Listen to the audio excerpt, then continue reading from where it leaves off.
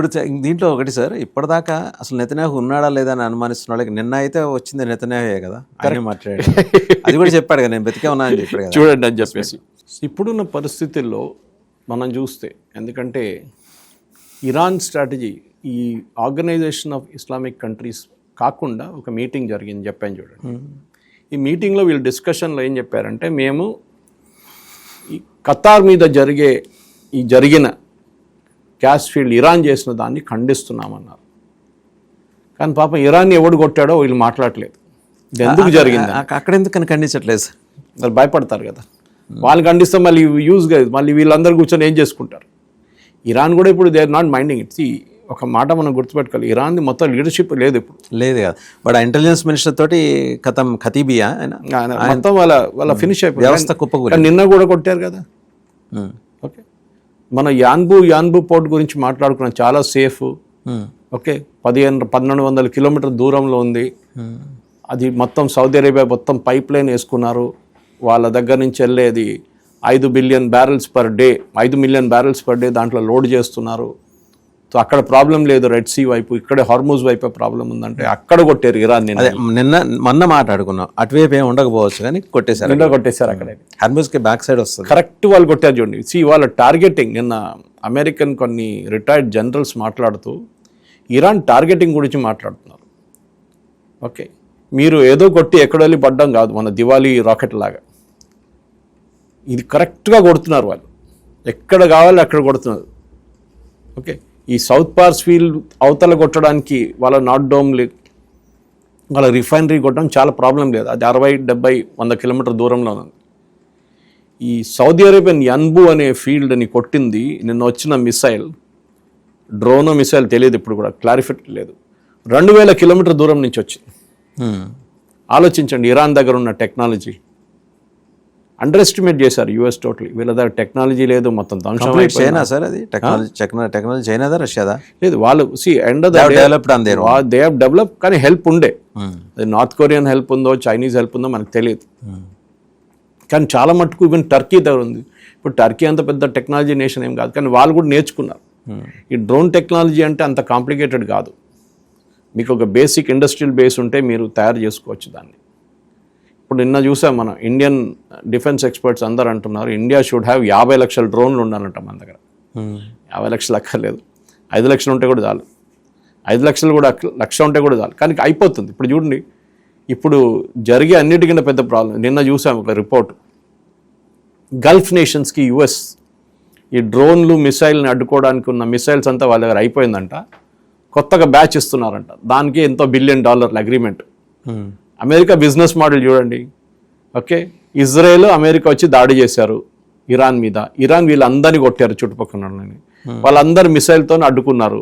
కొన్ని వెళ్ళి పడ్డది, కొన్ని డ్యామేజ్ అయిందేమో. దాని తర్వాత ఏం జరిగింది, ఇప్పుడు మిసైల్స్ అన్నీ అయిపోయినాయి. ఇప్పుడు పేట్రియట్ మిసైల్స్ లేవు వాళ్ళ దగ్గర అడ్డుకోవడానికి. మళ్ళీ యుఎస్ అమ్ముతున్నారు. యుద్ధం మీరే మొదలు పెట్టారు, బిజినెస్ చేసుకుంటున్నారు మీరు, వెపన్స్ మీరే అమ్ముతున్నారు, అంతే కదా. ఓకే, అండ్ అమెరికా కూడా తక్కువ కాదు కాదు. ఇప్పుడు ప్రెసిడెంట్ ట్రంప్ ఏమో 200 మిలియన్ అడుగుతున్నాడు కాంగ్రెస్ దగ్గర. ఎందుకంటే నిన్న వాళ్ళు పెంటగాన్ అడిగినట్టు వచ్చింది $200 మిలియన్. ముందు 50 అనుకున్నాం, ఇప్పుడు 200 అంటున్నారు. అది ఇవ్వరు యుఎస్ కాంగ్రెస్. ఓకే, సో డెఫినెట్గా ఇట్లాంటి పరిస్థితుల్లో వీళ్ళు, అమెరికా ఇస్ గెయినింగ్ ఎవ్రీవేర్. అంటే వాళ్ళు ఖర్చు అయిన డబ్బులు వాళ్ళు మిసైల్స్తో కొనుక్కుంటున్నారు, అమ్మేసి కొనుక్కుంటున్నారు వీళ్ళ దగ్గర. నిన్న జరిగిన మీటింగ్లో జార్డన్ నుంచి వచ్చారు, ఈజిప్ట్ నుంచి వచ్చారు, ఈవెన్ లెబనన్ నుంచి టీం వచ్చిందంట ఇది కండమ్ చేయడానికి. ఇదే లెబనన్లో హెజ్బుల్లా కూర్చున్నారు, వాడిని ఇజ్రాయెల్ వాడు కొడుతున్నాడు. దాని గురించి ఒక్క మెన్షన్ లేదు. ఇజ్రాయెల్ వాడు లెబనన్లో మా హెజ్బుల్లాని కొడుతున్నారు, చాలామంది మా సిటిజన్ చనిపోయారు, అక్కడ కూడా 800 మంది దాకా చనిపోయారు, 1000 మంది చనిపోయారని, 12 మంది పిల్లలు ఉన్నారు. కానీ దాని గురించి ఇక్కడ ఏం డిస్కషన్ లేదే. మీ దగ్గరే యుఏఈలో కానీ అక్కడిక్కడ కొంతమంది చనిపోయారు, దాని గురించి ఏం డిస్కషన్ లేదు. ఇరాన్ కొట్టారు గ్యాస్ ఫీల్డ్ మీద, ఇది పెద్ద న్యూస్. ఇప్పుడు హార్మూజ్ మర్చిపోయారు అందరు. ఓకే, ఇప్పుడేమో కొత్త న్యూస్ ప్రకారం మీరు వినుంటారు, హార్మూజ్ని ఓపెన్ చేయడానికి పోతున్నారంట. 7 దేశాలు రెడీగా ఉన్నారు. కానీ వాళ్ళ లాంగ్వేజ్ చదివితే, ఇంక్లూడింగ్ జాపనీస్ పిఎం, నేను మాట్లాడినా, జపనీస్ పిఎం కూడా మాట్లాడారు, ఆ లాంగ్వేజ్ అర్థం కావట్లేదు. ఈవెన్ అక్కడున్న యుఎస్ ఛానల్స్ అంటున్నాయి చాలా డిప్లొమాటిక్. ఎవడో మొదలు పెడితే మేము కూడా ఉంటాం. ఎవరు మొదలు పెడతారు ఫస్ట్? ఎవడో మొదలు పెట్టాలి కదా, ఒక షిప్ తీసుకెళ్ళి అక్కడ పెట్టాలి కదా. Who will bell the cat అండి. అక్కడ అదే వస్తుంది ప్రాబ్లం. ఇప్పుడు నా exactly where that problem is going to start is first ఎవడు తీసుకొచ్చి పెడతాడు బోట్. నేను 5 బోట్లు కమిట్ చేస్తున్నాను, 5 షిప్లు కమిట్ చేస్తున్నాను, ఓకే వార్ షిప్స్ అక్కడ ఉంటుంది ఈ స్ట్రైట్ ఆఫ్ హార్మజ్ అని చెప్పండి. యూఎస్ చెప్పాలి అది, వాళ్ళు చేయరు. వాళ్ళు వెనక నుంచి జాపనీస్ వాడిని దోస్తాడు, అరే నువ్వు ముందుకెళ్ళని చెప్పేసి చూద్దాం నీ మీద బాంబు పడుతుందా లేదా, అప్పుడు మేము డిసైడ్ చేస్తాం చేయాలి. ఈ గేమ్ ఇది. ఇప్పుడు మనం ఈ 2 రోజులకి ఏం జరగదు వాసుదేవన్ గారు, హోప్ఫుల్లీ. ఎందుకంటే ఈద్ ఉంది ఇప్పుడు గల్ఫ్లో, ఇవాళ Eid, as we're recording this programme ఇవాళ ఈద్ ఉంది, రేపటికి మనకి. సో రేపటికి ఒక ఓవర్ఫ్లో ఉంటుంది అంది. ఓకే, సో బహుశా రేపు కూడా ఏం జరగకపోవచ్చు. కానీ దాని తర్వాత ఇప్పుడు చూడండి, పాకిస్తాన్ ఆఫ్ఘనిస్తాన్ సీజ్ఫైర్కి వచ్చారు. సీజ్ఫైర్ కాదు, మనం కొన్ని రోజులకి ఆపుకుందాం, ఈద్ ఉంది, ఈద్ అయినాక మళ్ళీ కొట్టుకుందాం అని చెప్పారు. ఒఫీషియల్గా ఆలోచించండి, ఒఫీషియల్గా స్టేట్మెంట్ ఇచ్చారు, ఈద్ కోసం మేము బ్రేక్ తీసుకుంటున్నాం, దీని తర్వాత మళ్ళీ మొదలు పెడతాం మనం. ఇదే పరిస్థితి ఎక్కడ కూడా రాబోతుంది. ఇది సిచ్యువేషన్ ఇంకా కాంప్లికేటెడ్ అవుతుంది. ఇజ్రాయెల్కి లాంగ్ టర్మ్ వార్ కావాలి, చాలా క్లియర్. వాళ్ళు దీంతో హ్యాపీగా లేరు. వాళ్ళు రెగ్యులర్గా కొడుతూనే ఉంటారు ఇరాన్ని, ఎన్ని రోజులు ఏదైతే అన్ని రోజులు. కానీ యుఎస్ ఎక్కడి నుంచి బయటికి దిగడానికి ట్రై చేస్తున్నారు. మేము గెలిచేసాం చెప్పి బయటికి వెళ్ళిపోవడం, పేకల్లో తిరుక్కున్నాడు కదా సార్ ట్రంప్. అంతే. సో ట్రంప్కి ఏమైనా ప్రాబ్లం అంటే నెతన్యాహు లాగా ఆయనకి లాంగ్ టర్మ్ గేమ్ ప్లాన్ లేదు, ఆయనకి షార్ట్ టర్మ్ ఉండే. ఇప్పుడు నెతన్యాహుకి ఇప్పుడు కాదు, వాళ్ళకి ఎన్నో సంవత్సరాల నుంచి ఇరాన్తో ప్రాబ్లం ఉంది. వాళ్ళకి హెజ్బుల్లా, హమాస్, ఇప్పుడు జరిగిన హూతీలు, ఇరాన్ని కొట్టాల్సిందే. నిన్న ఒకరు అడిగారు నా దగ్గర, నేను ఈ పోస్ట్ పెట్టినప్పుడు, మా ప్రతి దేశంలో పెట్రోల్ డీజిల్ రేట్లు పెరుగుతున్నాయి, అక్కడ ఉన్న ప్రజలకి చాలా కోపం వస్తుంది అని అడిగారు. చాలా ప్రొటెస్ట్ చేస్తున్నారు. కరెక్ట్. ఈవెన్ యూఎస్లో కూడా ఆల్మోస్ట్ $5 గ్యాలన్ దాకా వచ్చేసినాయి. ఒక గ్యాలన్ అంటే 3.5 లీటర్స్. అక్కడున్న ప్రజలకి 2.5 నుంచి it has gone to 4.5 and 5 also. ప్రజలు ప్రొటెస్ట్ చేయాలి కదా.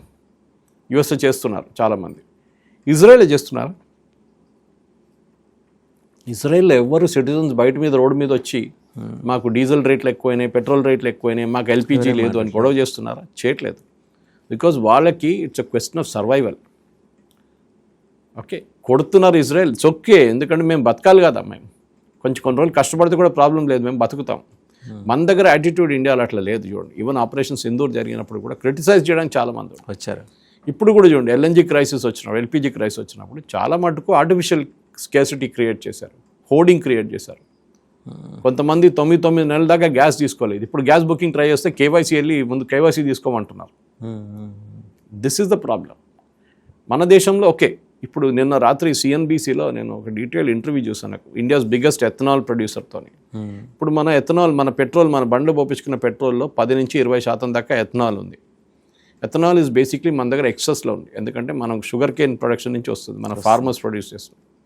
వాళ్ళు రేపు కరోడ్పతి కావచ్చు ఎథనాల్ మొత్తం. ఆయన అంటున్నారు, మేము ఎన్నో రోజులు చెప్తున్నాము, మీరు ఎల్పిజి మీద డిపెండెన్స్ తగ్గించండి, ఓకే, పిఎన్జి కోసం కూడా మేము ఇచ్చేస్తాం. మా దగ్గర ఎథనాల్ బేస్డ్ స్టవ్స్ తయారు చేశారు, కానీ దాని టెక్నాలజీ ముందుకు ఎందుకు వెళ్ళట్లేదు అంటే మాసివ్ డిమాండ్ ఉంటేనే కొత్త టెక్నాలజీతో స్టవ్లు తయారైతాయి. వాసుదేవన్ గారు ప్రతి క్రైసిస్లో మనకు ఒక లెసన్ నేర్పిస్తుంది. కోవిడ్లో ఏం లెసన్? స్కూల్ పిల్లలు స్కూల్కి వెళ్ళక్కర్లేదు, ఇంట్లో కూర్చొని నేర్చుకోవచ్చు. ఆఫీస్కి వెళ్ళక్కర్లేదు, వర్క్ ఫ్రమ్ హోమ్ అనే కాన్సెప్ట్ ఉంటుంది. మీటింగ్లు అక్కర్లేదు, జూమ్ కాల్లో చేసుకోవచ్చు, ఒక కాన్సెప్ట్ వచ్చింది. దాని తర్వాత కొంచెం తగ్గింది అనుకోండి, అందరూ వాపస్ నార్మల్. కానీ అదొక ఒక ఆప్షన్గా ఉండిపోయింది. ఇప్పుడు గల్ఫ్ స్టేట్లో చూడండి, అందరూ వర్క్ ఫ్రమ్ హోమ్ ఉన్నారు, ఎవరు స్కూల్ లేవు, ఆఫీస్లో ఏం పని చేయట్లేదు. ఎందుకు సార్, మన పక్కనున్న పాకిస్తాన్లో కూడా వాళ్ళు పాపం ఇఫ్తార్ విందులు కూడా చేసుకోలేని పరిస్థితి వచ్చింది. సో ఈ పరిస్థితుల్లో మనకి ఈ వార్ ఒక లెసన్గా తీసుకొని, ఒక ఆపర్చునిటీగా తీసుకొని, మన గల్ఫ్ మీద ఉన్న ఈ డిపెండెన్స్, గ్యాస్ డిపెండెన్స్ని తగ్గించాలి. ఒకటి, లెట్ us గో ఎలక్ట్రిక్ వే. నా దగ్గర చెప్పారు కొన్ని హాస్టల్స్ ఉన్నాయి ఇక్కడ సిటీలో, స్టూడెంట్స్ హాస్టల్స్, అంటే మన యూనివర్సిటీ వాళ్ళు నడిపిస్తున్న హాస్టల్స్. దాంట్లో చాలామంది లాస్ట్ 1 వీక్లో ఎలక్ట్రిక్ కుకింగ్ మార్చుకున్నారంట. స్టీమ్ బేస్డ్ ఎలక్ట్రిక్ కుకింగ్ ముందు కూడా చేయొచ్చు, ఉంది. ఇప్పుడు సడన్గా రష్లో వెళ్ళాల్సినప్పుడు రేట్ ఎక్కువ వేయాల్సి వస్తుంది. కొంతమంది ఇండక్షన్ కుక్కర్ పాత ఎక్కడో తీసిపెట్టిన దాన్ని దులిపి బయట తీసి ఇండక్షన్ కుక్కర్ వాడుతున్నారు. ప్రతి ఆపర్చునిటీ మనం గల్ఫ్ మీద డిపెండ్. ఈ క్రైసిస్ రేపు కూడా జరగవచ్చు. ఎన్ని రోజులు మనం వీళ్ళ మీద డిపెండెంట్ ఉంటాం? వాళ్ళు చెప్పిన రేట్ మనం ఇవ్వాల్సి వస్తుంది. ఎందుకు? లెట్ us డిసైడ్ నెక్స్ట్ 10 yearsలో మన దగ్గర ఉన్న 50% కార్లు, 2 వీలర్లు, 3 వీలర్లు మనం will go to electric.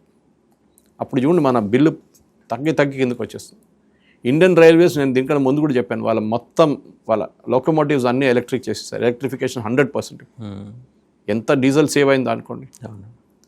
Okay, ఇది మనం చేయాల్సింది. ప్రతి చోట్లలో మనం దీన్ని ఒక ఆపర్చునిటీగా తీసుకొని, ఎందుకంటే ఖతార్ కూడా చూడండి, ఇప్పుడు ఖతార్ నెక్స్ట్ 5 సంవత్సరాలు మ్యాక్సిమం 3 సంవత్సరాల్లో వాళ్ళు రీస్టార్ట్ చేయొచ్చు. కొనైతే ఇమీడియట్ రీస్టార్ట్ చేయొచ్చు ఒక 2-3 నెలల తర్వాత. ఇదంతా ఆగిందంటే ఆగితే, కానీ వాళ్ళ ఒరిజినల్ కెపాసిటీకి రావాలంటే 5 సంవత్సరాలు పడుతుంది. మనం మళ్ళీ దానికోసం ఆగుతామా? లేదు. ఇప్పుడు ప్రైమ్ మినిస్టర్ అంటుంది మనం పిఎన్జీకి వెళ్ళాలని చెప్పేసి, పైప్ న్యాచురల్ గ్యాస్, దానికి హ్యూజ్గా పుష్ చేస్తున్నారు గవర్నమెంట్. కానీ మన దగ్గర రెసిస్టెన్స్ ఉంటుంది. ఇప్పుడు పాత ఫ్లాట్స్ ఉంటాయి మన దగ్గర, కొత్త ఫ్లాట్స్లో అయితే కంపల్సరీగా ఇస్తున్నారు పైప్. పాత ఫ్లాట్స్ ఉంటుంది, వాళ్ళు ఏం చేస్తారు? వాళ్ళు అంటారు మేము ఎందుకు వేయాలి, బిల్డర్ వెళ్ళిపోయిండు, బిల్డర్ లేడు, మేము మా పాకెట్ నుంచి డబ్బులు పెట్టాలా అంటారు. అక్కడే మన దగ్గర ఉన్న కంపెనీస్ లైక్ భాగ్యనగర్ గ్యాస్ లాంటి వాళ్ళు సప్లై చేస్తారు కదా, వాళ్ళు అపార్ట్మెంట్ ఓనర్స్ అని మాట్లాడుకుని, లేకుంటే ఇండివిజువల్ గేటెడ్ కమ్యూనిటీస్ అని కొత్త గేటెడ్ కమ్యూనిటీస్ అన్నింటిలో ఉందనుకోండి.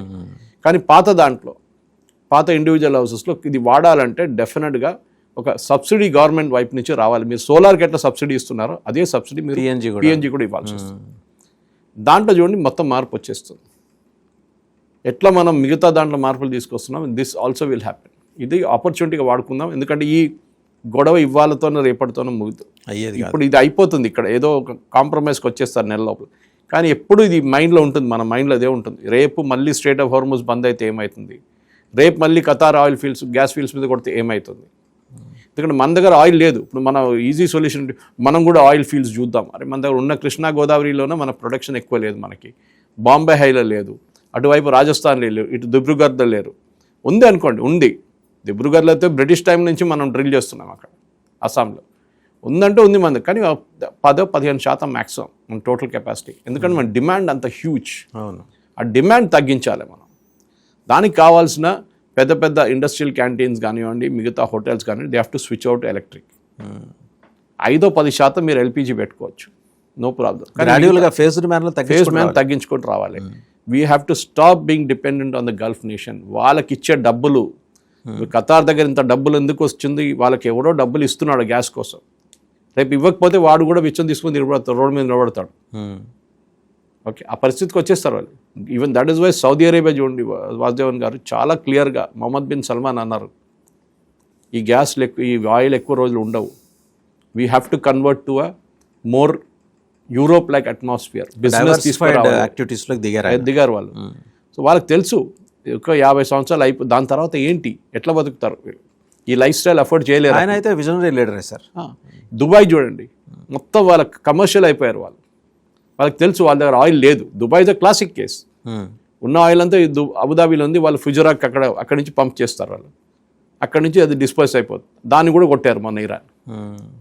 Okay, so Abu Dhabi really nose వాళ్ళకి ఆయిల్ ఉంది, దుబాయ్ దగ్గర ఆయిల్ లేదు. సో వాళ్ళు ఏం చేస్తారు, ట్రేడింగ్ టౌన్ అయిపోయారు.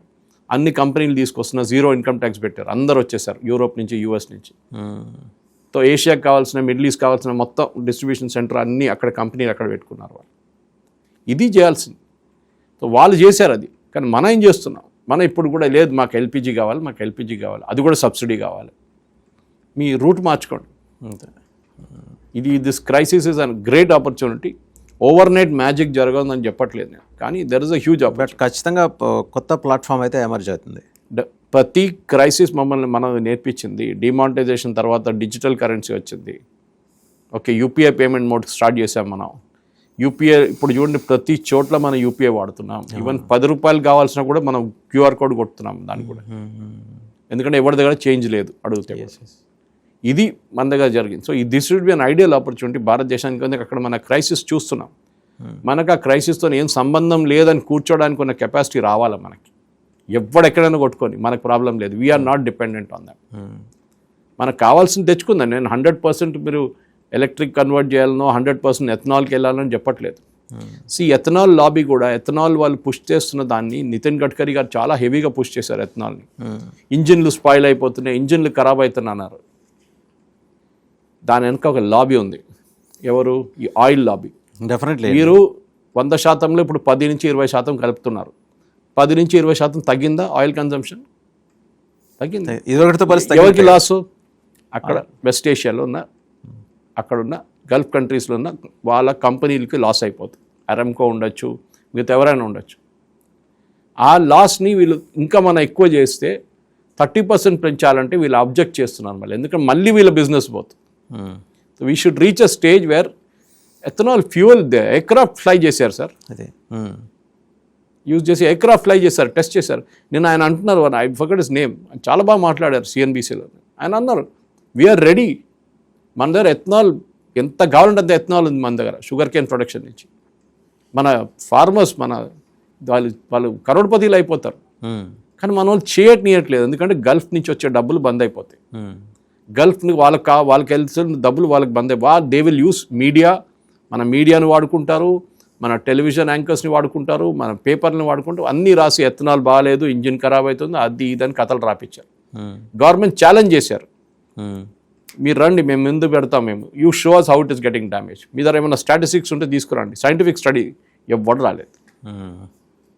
సో ఈ ఇరాన్లో ఇప్పుడు జరిగిన ఈ పర్టికులర్ గ్యాస్ అటాక్ మీద, రేపు జరగబోయే మిగతా అటాక్ల మీద మనం షార్ట్ టర్మ్ మనకు ఒక పెయిన్ ఉంటుంది, లాంగ్ టర్మ్ గెయిన్ చూడాలంటే ఒక ప్లాన్ కావాలి. మన దేశాన్ని మార్చాలి, బయట ఉన్న దేశాల మీద డిపెండెన్సీ ఉండకుండా మనం కూడా బతకాలి.